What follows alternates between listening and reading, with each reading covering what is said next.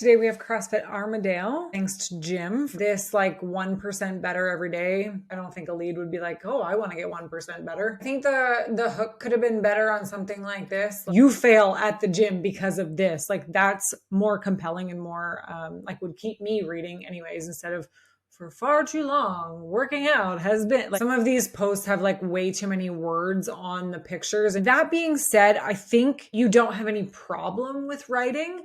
So I think it would just be worth hiring someone to help you, or even write up your post and put it into Chat GPT and say, hey, make this have an effective hook and clean it up a little bit so that more eye-catching to your prospect. Oh, this is a good one. 20 years ago, I was in the worst shape of my life. Jim has made the mistake, so you don't need to. This is a good post. The only thing you could have done better here is by tagging Jim and then creating a whole bunch of engagement on this. Keep going with that, because this is the stuff that people want to see when they land on your Instagram. This is very busy. Also, this text is a little bit hard to read. Shine your own light. I don't know what that is. Do a post like this as a long form blog post, put some keywords in it, and then take that and make small posts out of it. This sure doesn't make any sense to have on a gym Instagram, but it maybe makes more sense to have on your blog. This text looks kind of bad on this photo. It's a cool video. Tell me more, because typically people are not going to turn the sound on when they're on their phone. So I would try and transcribe this. These are really cool. I would keep doing these. There seems to be no calls to action on any of these posts. For example, this amazing client story, no call to action at the end. It's what if I wanted to follow in Jim's footsteps? What do I do? Where do I go? Tell me exactly what to do next that I can be like Jim. Now, if I go to your link in bio, for whatever reason, it takes a really long time to load. You also have this not secure in the top, and that is bad.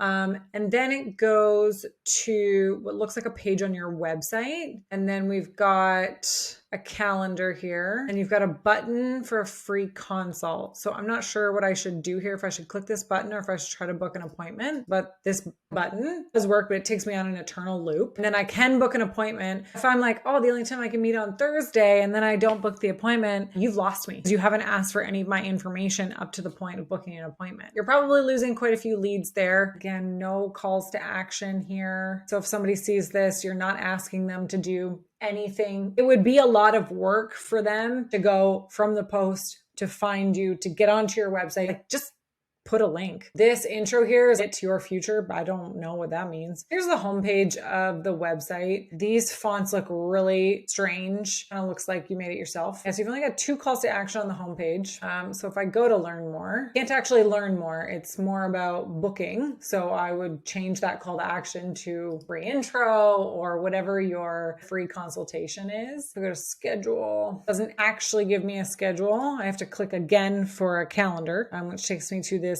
insane Zen Planner calendar. Probably be better if you just have a JPEG version of your schedule, because that schedule is literal insanity. Blog posts don't have dates on them, which is kind of weird, but it says here it is mid-February and it's actually the end of April right now. So it's just really strange, because you're so good at writing on Instagram, but then you don't have that many blog posts and none that are recent. Yeah, you're missing a big opportunity here to collect lead information on your website. You're simply pushing them to book an appointment instead of collecting the lead information and then asking them to book an appointment. I'd be interested to see what your website traffic is like and how many leads you're actually getting from your website, because you're not getting any leads, you're actually getting prospects from your website, because if you are getting them from your website, likely booking that appointment. I do have a few recommendations for you. One is to use the blog for your long form content. You can then break that into small bits and create those, short, snappy posts for Instagram. Right now, I think those wordy posts that you have on Instagram probably aren't doing you any favors.